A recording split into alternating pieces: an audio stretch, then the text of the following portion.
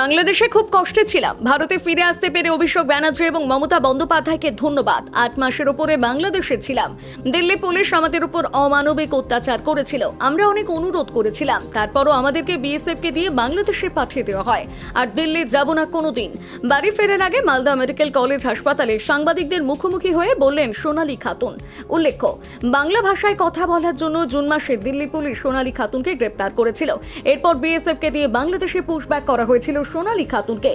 বাংলাদেশের চাপাই নবাবগঞ্জ সংশোধনাগারে 101 দিন জেলবন্দি থাকার পর গতকাল ইংলিশ বাজারের মহদীপুর সীমান্ত দিয়ে ভারতে ফেরেন সোনালী খাতুন এবং তার 8 বছরের সন্তান।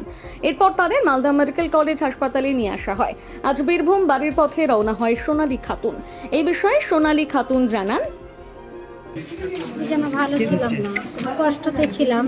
আপনার দেশ ফিরে এলাম তো মমতা ব্যানার্জিকেও ধন্যবাদ, অভিষেক ব্যানার্জিকেও ধন্যবাদ, আর সামিরুল ইসলামকেও ধন্যবাদ। কম কষ্টে ছিলেন?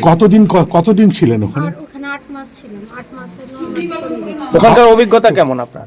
তখন সব পুলিশ টুলিশে টর্চার করে, কিছু করেনি। এমনি খাওয়া পেয়ে ধরো যখন যতদিন টাকা মমতা ব্যানার্জি এখান থেকে টাকা দিয়ে পাঠাতো তো খেতাম ওখানে, তাও নিজের দেশ তো দেশ হয়। বাংলাদেশ থেকে খাবার দিত না? হ্যাঁ, না, বাংলাদেশ টাকা দিত।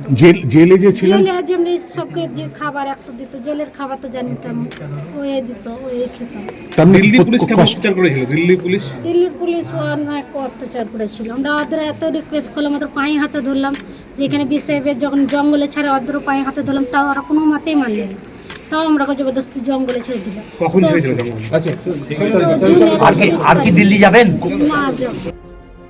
মালদা থেকে পরিতোষ সরকারের প্রতিবেদন, নিউজ টুডে।